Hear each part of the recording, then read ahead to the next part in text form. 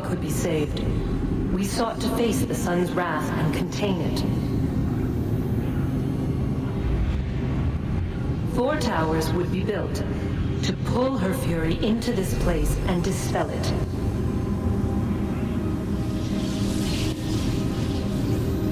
But even with all we knew, with all we had, it would take too long. 1,000 years we could labor, and still the work would not be done. The first tower was never completed. The project abandoned. We moved on. But while we labored on other endeavors, a few returned. They thought to automate the process. Metal might finish what flesh could not.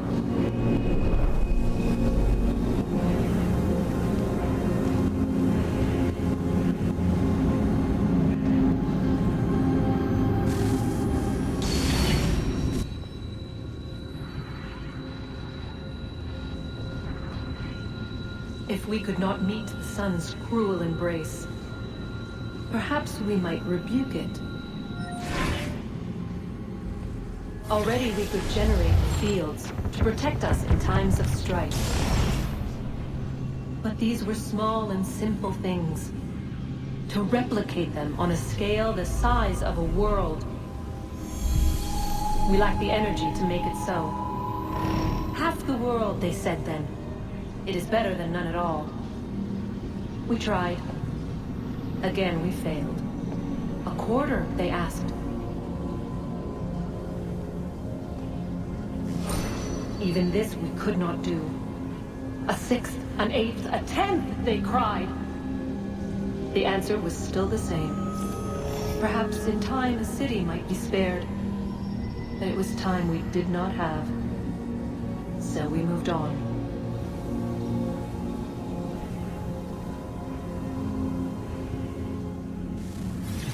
What is a fact? Is it fixed? Immutable? Certain in its existence and only awaiting discovery? Or might it be changed? Here we learned the answer and thought that it might save us. They were used to command, to control, to own. But we soon discovered another use. When enough sat in thrall and were told to believe, their thoughts took on form. What was imagined became real. If 100 minds could wish away a wall or create a tree, what might 1,000 do? 10,000? More? Might we change the consensus and will the threat away? We resolved to send one into the sky where it might illuminate us all. Once placed, a sentence would be uttered. Make us safe. In this way, we would change the consensus. We would save the world. But it never came to be.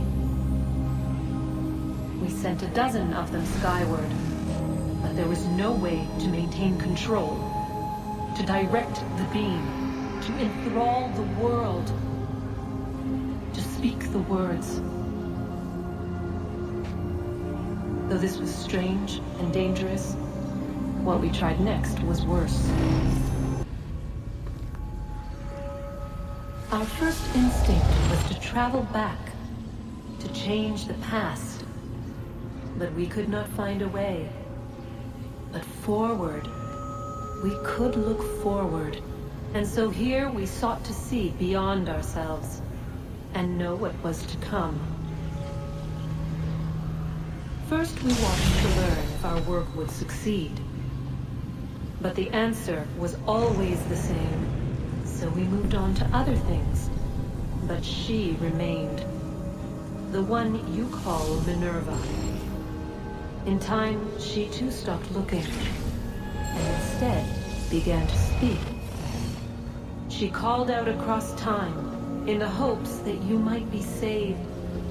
She hid messages where none might find them, save for you and those within this place. Fascinating. Tired of it. The cryptic warnings, the threats. Just tell us what you want! But they are. We saw the Nephilim there. We seemed like grasshoppers in our own eyes, and we looked the same to them.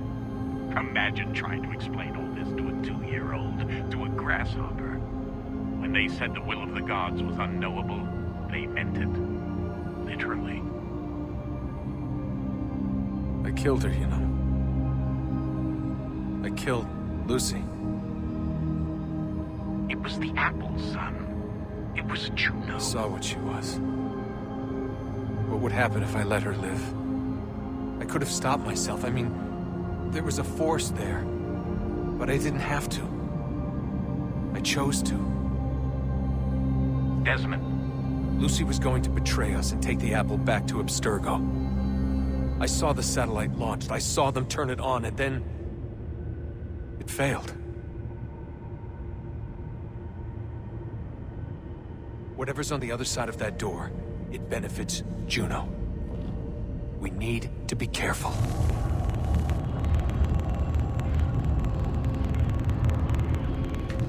A new world approached. One that was dark and cold. It would consume us. For we were flesh, and flesh is frail. Though suits and shields might offer comfort, such adornments would not suffice. Not to save us all. So we sought to change what we were. In this manner, we might thrive in a world made poisonous. It was Aita who volunteered to see if it might be done.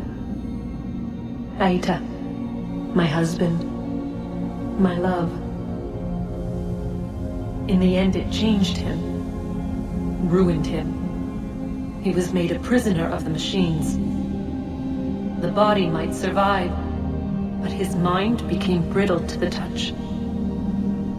He begged me for release, for days, for weeks, for months. I pleaded with him to give us time to find another way.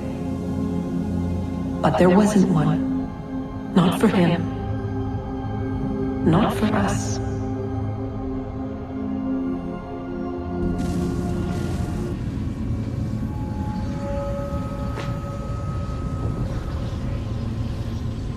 What is consciousness but a series of electrical impulses? And the body a vessel to hold these sparks. But it is weak. In time, it decays and crumbles into dust.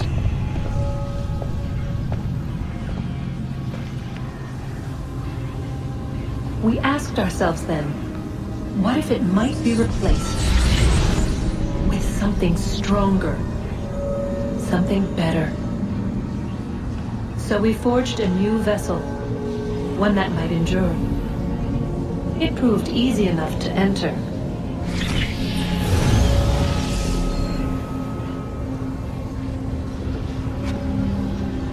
But to leave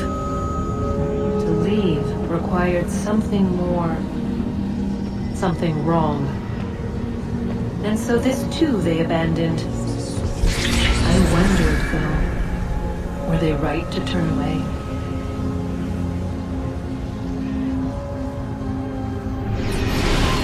We hold these truths to be self-evident. Our right to freedom, our land, and our way of life.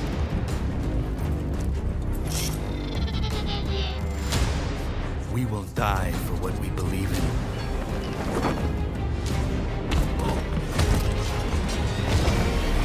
We cannot be stopped.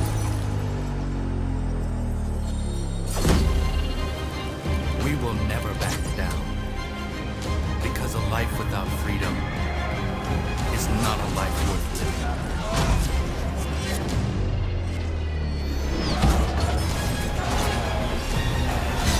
Give us liberty, or give us death.